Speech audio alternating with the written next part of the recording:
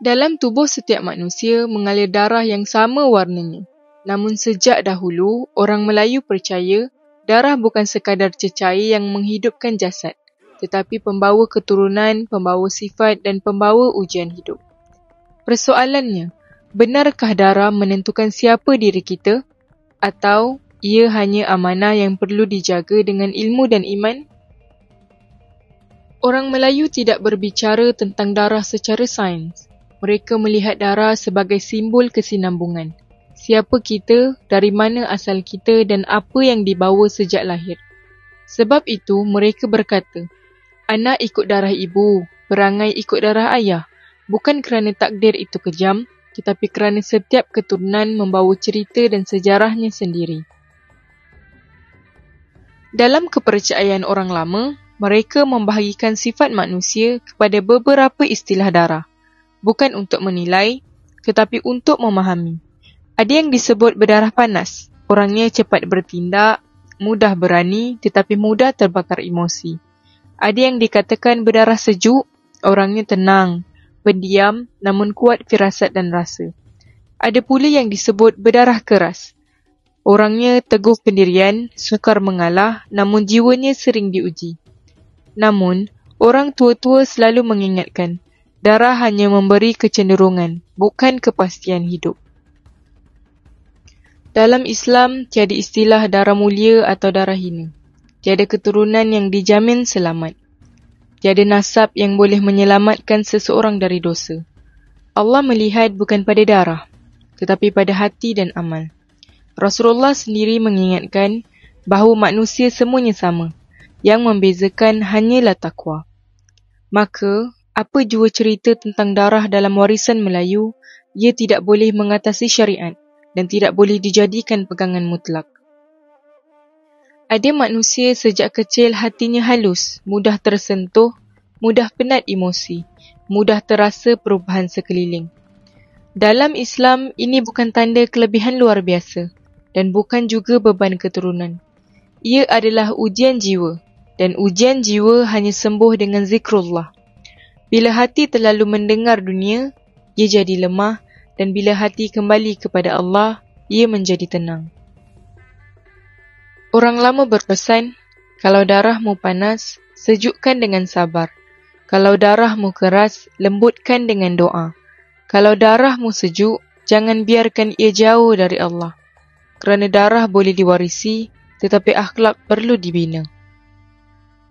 Akhirnya, apapun darah yang mengalir dalam diri kita, ia bukan alasan untuk menyombong dan bukan alasan untuk berputus asa. Darah hanyalah amanah. Hidup adalah ujian dan Allah sentiasa membuka jalan selagi kita mahu kembali. Ingatlah, kita bukan hamba darah. Kita hamba Allah.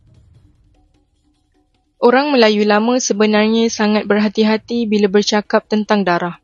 Sebab itu, banyak rahsia tidak ditulis, hanya disampaikan melalui kiasan dan perumpamaan. Bagi mereka, darah bukan sekadar warisan fizikal, tetapi penyimpan kecenderungan jiwa. Orang lama percaya darah tidak bersifat statik. Ia boleh menjadi kuat dan ia juga boleh menjadi lemah. Jika seseorang menjaga adab, menjaga solat dan menjaga lidahnya, darahnya menjadi tenang. Tetapi jika seseorang hidup tanpa batas, marah tanpa kawalan dan jauh dari Allah, darahnya menjadi panas dan gelisah. Bukan darah yang bermasalah, tetapi cara hidup yang membangunkannya. Orang lama selalu berpesan, jangan terlalu menyelidik asal-usul darah hingga lupa siapa Tuhan. Kerana, bila manusia terlalu taksub pada keturunan, dia mudah membuka pintu yang tidak sepatutnya dibuka. Takut bukan kerana darah itu bahaya, tetapi kerana riak dan syirik yang halus. Orang lama percaya darah hanya berbunyi bila hati kosong. Bila hati kuat dengan iman, darah tunduk. Bila hati lemah, manusia mula mencari sandaran lain termasuk pada cerita asal-usul dan warisan. Bukan semua yang mereka tahu, mereka ceritakan. Bukan semua yang mereka faham, mereka wariskan. Ada ilmu yang mereka simpan bukan kerana kedekut, tetapi kerana takut manusia salah guna. Dan sebab itu, banyak rasi Melayu hanya tinggal bayang, bukan penjelasan. Islam datang untuk meluruskan, bukan untuk memusnahkan budaya. Apa yang selari dengan akhlak, kita ambil sebagai pengajaran. Apa yang melampaui batas, kita tinggalkan dengan berlapang dada.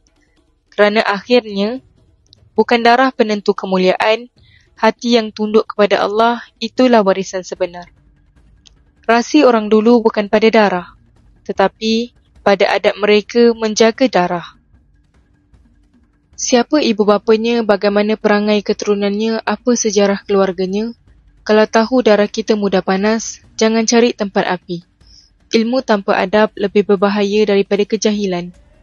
Ilmu lama tentang darah bukan untuk dicari kehebatannya, tetapi untuk difahami kelemahannya. Orang dulu tidak menyembah darah. Mereka mendidik akhlak agar darah tunduk. Semua kisah ini adalah warisan budaya dan sejarah, bukan ajaran agama dan tidak boleh dijadikan pegangan akidah. Jika anda mahu lebih banyak pendedahan seperti ini, tekan subscribe, aktifkan loceng dan kongsikan warisan ini kepada generasi sekarang dan generasi yang datang. Kerana bangsa yang lupa asal-usulnya akan hilang arah, tetapi bangsa yang mengenal akarnya akan bangkit semula.